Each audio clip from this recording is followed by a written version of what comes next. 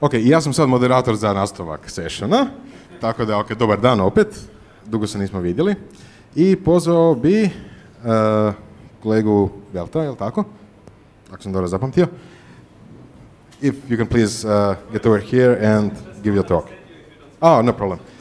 I'm the moderator for the next couple of sessions, so I will invite you and your colleagues to talk. I would also remind you that if you can, to be relatively quick so we don't take the time from the next sessions and from the next talks. Ideally, if you would manage to get it into 25 minutes, and we'll take it from there. Okay, well, thanks for attending this talk about running your own GSM network. I have skipped a couple of slides in this presentation as I already introduced them yesterday in the overall introduction to the Osmocom project. Now, today I'm going to speak about how you can actually use these open source software packages that we have created in the Osmocom project in order to run your own GSM network for whatever purpose you might want to run that for. I'm going to start with a slide that introduces the classic architecture of a GSM mobile network. This is the design as it has been created in the late 1980s and as it has been first deployed in 1991 in Finland, as far as I remember. So the GSM specification defines all kinds of different elements in the network. Most people are familiar with two of those elements. There is the MS, that's the mobile station, which is a supposedly quite old phone here on this slide. Yeah, and then what some people may also know, maybe not under the technical term, is the tower, the antenna, which the phone actually talks to in the network. But if you can see, it's called BTS here, that's the base transceiver station. That's the hardware that actually radiates the radio infrastructure, the radio waves towards your phone and receives the radio waves from your phone. But the actual GSM network is all these elements which are hidden behind the cell tower. So this is really just the outer edge of the network, and all the logic, all the functionality is happening here in the core network. And as you can see, it's a quite distributed network. You need all of those elements for the network to work. You cannot just put a BTS there and expect it to do anything. It will not do anything. Similarly, you cannot just buy a BSC, or now you don't have to buy it. You can use OpenBSC. But anyway, any of those elements individually, they will not help you. You have to have all of the elements in order to create a fully functional network that you can actually use. Now, this is a problem because, well, traditionally all of those elements have ridiculously high prices. So if you were to go to Ericsson or NSN or Huawei or any of the traditional equipment manufacturers in telecom networks, and you wanted to buy the smallest, simplest configuration of what's on this slide, you will certainly pay a low to medium sized 6-digit euro figure to get all those components. So I know in Germany 2 universities who have had such a lab, all over Germany, only 2. And I know in the Czech Republic there is 1 university in Brno. They actually also have a full GSM network from Motorola in this case. And I know that the university in Brno had paid something on the order of 300,000 euros once to get all this, basically this setup there. So if you want to teach mobile communications or want to do research or want to learn about them, you can basically read textbooks and that's it. Because all of this equipment classically is way too expensive for anyone to get his hands on unless you happen to be at one of the few universities that could afford this. Now, since we have implemented these elements in open source software, now the requirements have drastically reduced. So now all you need is a piece of hardware, the BTS, which can interface between the backend network and the radio interface, and all of the rest you can implement by free software. And even on the BTS itself, you can run free software, so you have the full access to all the messages on any interfaces, on any layer. Okay. Now, traditionally, as I said, we have all these different components, the MS, the mobile station, the BTS, the base transceiver station, the BSC is a controller for that. So the BTS is really a very stupid device. It just basically receives something on the radio and puts it on a wire and vice versa. But all the logic is done in the base station controller. And then further up in the network, we have the mobile switching center, which takes care of actually switching the phone calls. It takes care of doing authentication. It takes care of what's called mobility management, basically to know which phone is where in the network. So an incoming call can be routed to the right BTS and excuse me, to the right phone. There is the authentication center that contains the cryptographic material. There is the visitor location register, which keeps track of who is in a certain coverage area. And in many countries or many networks, there's an optional element also called the equipment identity register. So in some countries, I know in the UK, for example, it's still implemented. When your mobile phone is stolen, you can report the serial number, the IMEI, to some database, which is the EIR, and it's entered there. And then anyone who will try to use that phone in the UK will get rejected from the network as a protection. I'm not sure if this service is in use in Croatia. Some countries use it, some not. In Germany right now, there's political discussion whether to reintroduce it. It was there in the 90s. It was abandoned some time ago, and now they want to reintroduce it because phones are suddenly expensive again. We have all these interfaces in the networks between the elements. If we look at that slide, the interfaces always have these strange names. So UM is the interface, the radio interface. All the other interfaces are traditionally over E1 lines, so time division multiplex lines of the ISDN network. They have all kinds of strange names. We don't need to go into the details. What's important to note, let's maybe get back to the slide again. All of these interfaces have different protocol stacks. So it's not like in a TCP/IP network where you would say, well, yeah, these are all routers, and in between there's always the same TCP/IP protocol stack, and all they do is change some MAC addresses in front of a header or something. No. The protocol stack on each and every of those interfaces is completely different.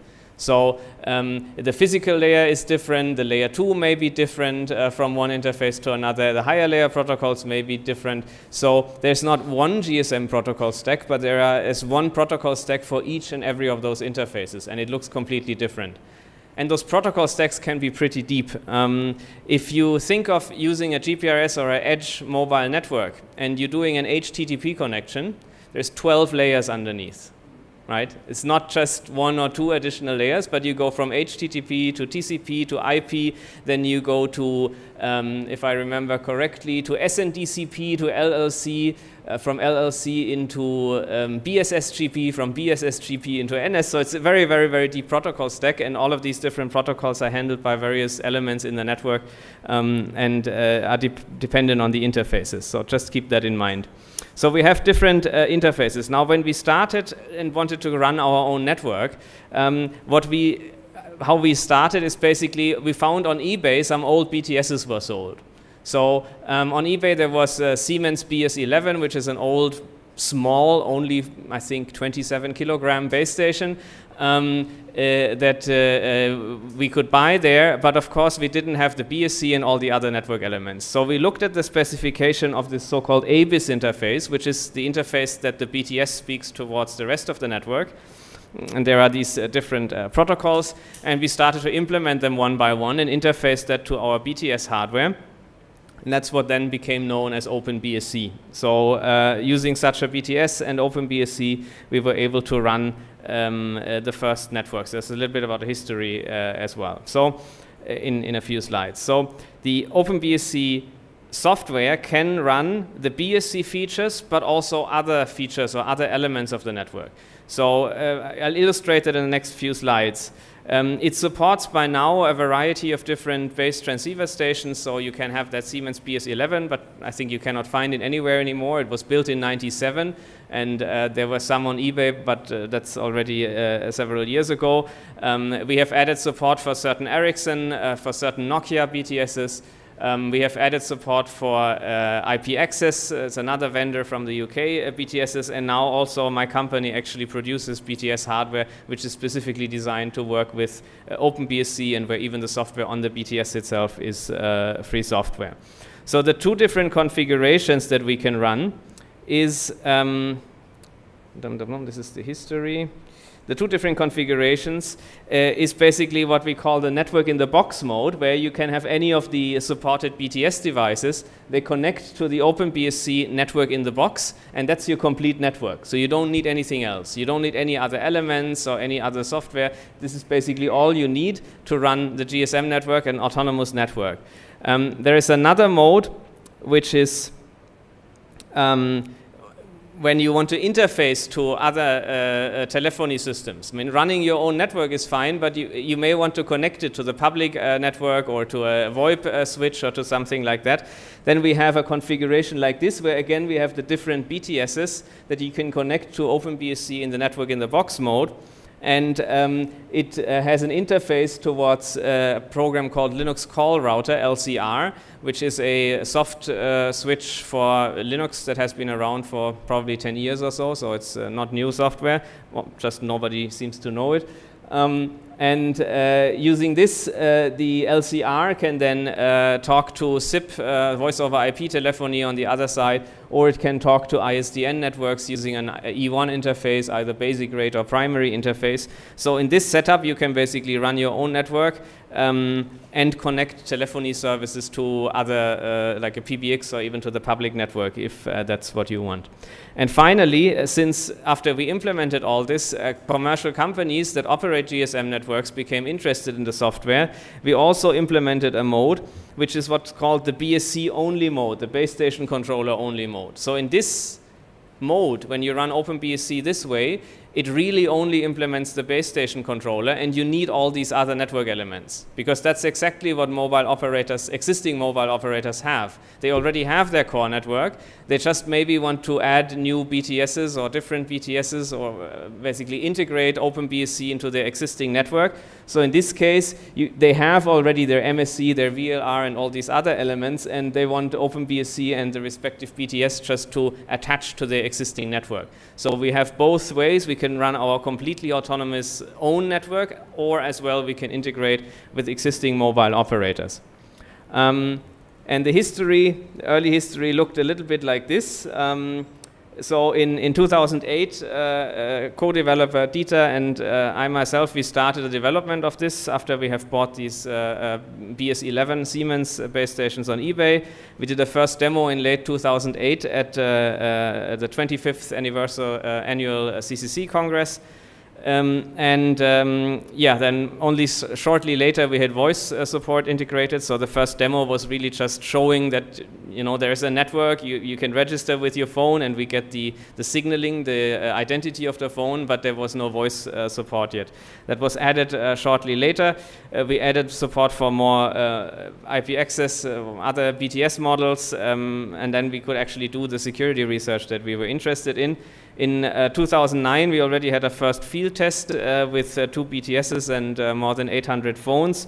And a year later, we had basically the first commercial deployments operating mobile networks. So these are some pictures from the first demo. These are the 27-kilogram Siemens devices at the bottom of a tree. You see a native Dutch tree of undescript type and brand. And you see 2 antennas glued to the top of the tree, or, well, not the top, but this was the highest point we could reach, and some duct tape. So that was the first very, of course, how can I say, hackish GSM installation that we were running using OpenBSC. And it was working fine. People were making things, were making phone calls and sending SMSs and so on. And what I like most is that the Dutch regulatory authority actually came with 4 people to visit and inspect this installation. That was fun, I can tell you. So, and we had to write a report about our results and so on and so on. Which brings me to a topic that also there was a question yesterday on this. What about the legal situation of this? GSM, of course, operates in licensed spectrum, so it's not like Wi-Fi where everyone can just put up a transmitter. So you have to get regulatory permission to run your own network. But there are multiple ways how you can do this. Now, if you're doing research either at universities or not associated to academic research, then in well, all countries that I have encountered so far, you can get what's called a non-operational license or an experimental license from the regulatory authority, which basically allows you to do this for research, for teaching, for something like that, but which does not allow you to provide commercial services, and thereby it's not competing with the commercial operators that have paid a lot of money for their licenses. So in Germany, for example, such an experimental license costs 180 euros per year, which I think is quite fair. There is some administrative overhead that they need to do, so yes, there's some fee is okay, but it's not a ridiculously arbitrary fee that you need to pay. And the similar amounts I know is the case for the UK. For the UK regulatory body, we have done this in Austria, in Switzerland, in the Netherlands, so in various countries. It's typically not a problem if you don't want to have a real operational network. Now, where are people using this? There is multiple different use cases. We have some projects in developing countries, in rural areas, where people want to build small community mobile networks using OpenBSC and associated software. There are some installations in Mexico, in Oaxaca, where people don't have landline telephony and they don't have mobile telephony at all in those villages. And there's an NGO called Rhizomatica, which is actually helping the local communities to select the right equipment, they help them with installing it, with configuring it, and so on. And in the end, this network is owned by the village itself. So there's no commercial entity or anything, nobody that wants to make any money off that, but it's basically the village council that meets and looks at this stuff and decides they want to buy it, and then they own it, and then they can run their own GSM network. And it has interesting effects, like suddenly people can order food from home, which they could never do before. They could just call the local restaurant or something. They couldn't do that. Or if somebody is on a field surrounding the village and there is an accident, suddenly you can immediately call for help, and it's not like somebody has to run into the village and you know, it's really a change in the life of those people, which for us is, I mean, it's completely, of course we take all this for granted, but in many places on the world, you know, they don't even have landline telephony, let alone mobile telephony. And by doing this with GSM technology, which is so old, well, first of all, there are no patents anymore, they're all expired by now, so there are no royalties to be paid.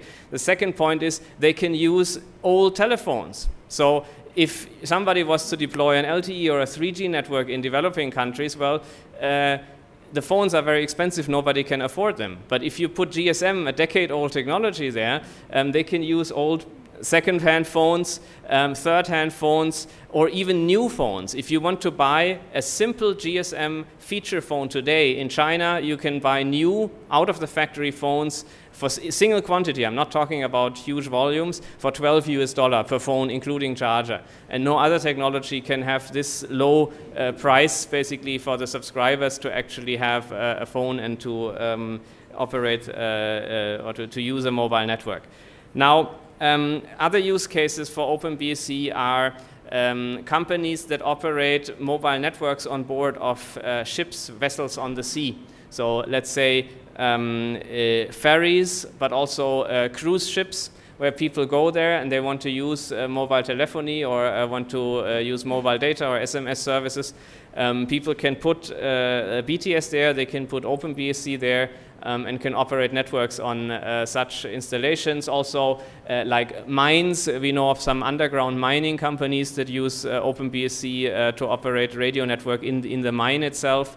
Or in offshore oil rigs, basically all kinds of places where normally you don't have coverage and where it doesn't make sense for the large operators with the existing, you know, business models and procedures. It doesn't make sense for them to put coverage there. So that's sort of the kind of users that we see. Now, next to these network in the box setups or the other setups that I described, we can also have GPRS data services. That's not OpenBSC itself, but there are some other programs which are also developed in the Osmocom umbrella that you need to run together with OpenBSC to be able to provide a data network. Because if you remember the history, well, first GSM was deployed, and it was a pure circuit switched service for voice and for SMS. And then later, 10 years after the first deployment of GSM, GPRS was added, and it's really a separate network. It has its separate network elements. They only use the same radio channel and the same time slots and so on. So the physical layer is the same, but everything else is completely different for mobile data. And for GPRS, we have two programs. One is called the Osmo SGSN, so the open source mobile SGSN. SGSN is again one of these nasty acronyms coming from the GSM specification. It's the serving GPRS support node, and it implements the minimal required functionality of such an SGSN node. Has many missing features, but it's already used by lots of users. There are some things that are not there. Encryption, for example, has not been implemented yet. But hey, if you run a small network for research, that's probably not the first thing you want to do. Or if you want to do it, well, then you can learn how it's done by implementing it. So the other element that you need is called OpenGGSN, which is also a free software program. It was not developed by the Osmocom project. It already existed, surprisingly. Somebody had already written that in Sweden about 10 years before we came around. The original author completely vanished from the surface of the planet. Nobody was able to contact him, so we adopted the project and continued the development. And yeah, so that's the second element you need. So basically, by putting all these elements together, you basically have a mobile phone. You have one supported base station. That's just one particular model. There's many different of them. You have, well, here it's called BSC Hack. That was the old name of OpenBSC. So that's basically the OpenBSC. And then you have the SGSN and GGSN elements and the internet. And if you put all those together, of course, you don't need physical separate machines. Those are all just programs that you can run on a single computer. All the software is written in C and speaks POSIX interfaces. So people are running this on Linux, on BSD, on macOS, even, excuse me, some people have done it with Cygwin on Windows. There's no reason why you cannot run this on any reasonable operating system. Yeah, so that's the configuration that's being used in such setups. Okay, we have a few questions left for, a few minutes left for questions. I don't know whether you have questions left. Please feel free to raise your questions. Meanwhile, I'm just going to grab my bag and I'm going to put one of the base stations on the table so you can see such a device in real world. Thank you. You can be really quick.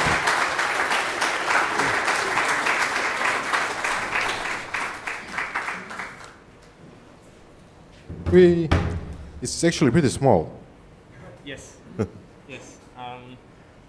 So if I got one of these in my whatever house, whatever, what can I do with this hardware? Well, you can run your own GSM network. So you can register with your phones to that network. You can make phone calls between those phones. You can interface it with SIP, with a VoIP operator.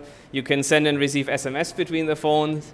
So basically, all the things you can do in a normal network, you can do in your own. Of course, you don't have to pay any charges unless you want to charge something to yourself. And some people may want to do that. Yeah, and of course you can look at all of the, if you're interested in communication systems, of course you can take protocol traces of each and every interface. You can explore the system. You can test configuration changes. You can configure it if you want. You can configure it in a way like an IMSI catcher or like other interception devices are configured, and you can really get some hands-on experience how those things work and what kind of information they expose about mobile telephony users. That's actually pretty cool. Yeah, thanks. One other question from me, and I'm sure that the audience also has one, at least one. You mentioned that you have a company now which is working with the devices and which is working with OpenBSC and such. I don't want to sound, I don't know, too invasive or something, but is it something that can be evolved into a real sustainable business, or is it just, you know, hacking and volunteer work?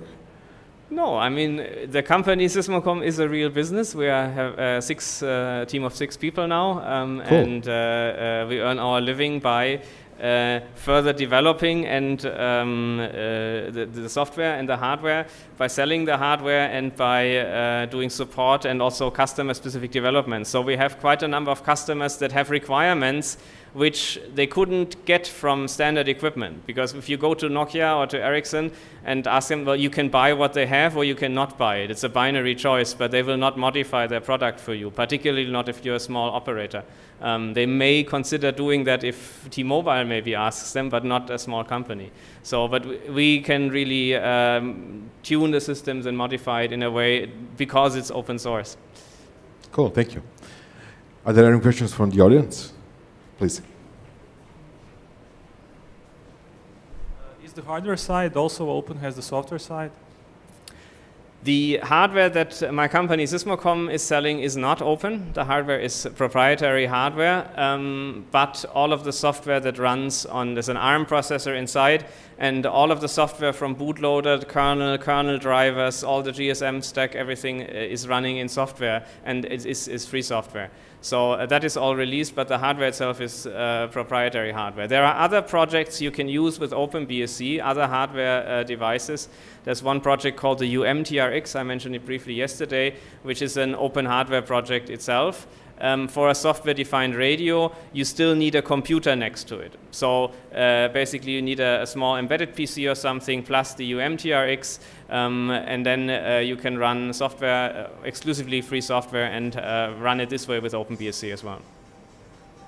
Okay, thank you. Any more questions? Hi.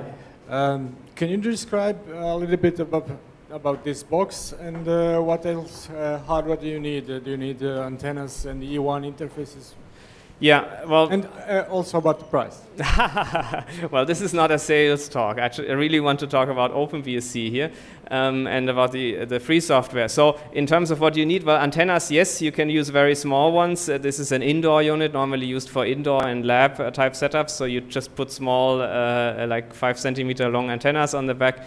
That's fine. If you want to put it outdoor, there are some other hardware that's waterproof and dustproof for outdoor.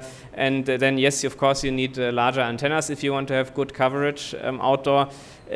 Other hardware, well, this unit doesn't have any E1. It's fully IP, so there's no E1 interface. The socket you can see in front is a regular Ethernet, RJ45, 100 megabit Ethernet. You need a power supply. It's only 12 watt power consumption, so you need a small power supply to attach with that. And yeah, so that's what you need in terms of technical things. Thank you. Thank you. Any more questions? Any more questions?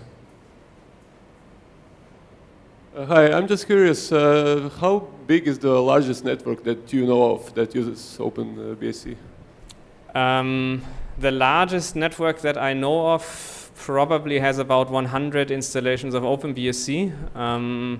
In terms of subscribers, I'm not so sure how many people using the network, but it's an operator that operates on cruise ships and so on. So basically they have hundreds of vessels that are equipped with this technology and that are using it for multiple years now in production. Yeah. That's a cool use case. Sorry? It's a cool use case, cruise ships. And we didn't come up with the use case, right? We just started OpenBSC for fun. There was never any plan to make a business or something like that. It was just, oh, we want to learn about GSM, we want to do some security research, and when we published the results, and then suddenly commercial inquiries happened about, oh, can we not use it like this or like that, or in this case. Okay, thank you. Any more questions? Okay. Oh, thanks a lot for your attention. Thank you very much. It was very interesting. Can you please just wake up the screen?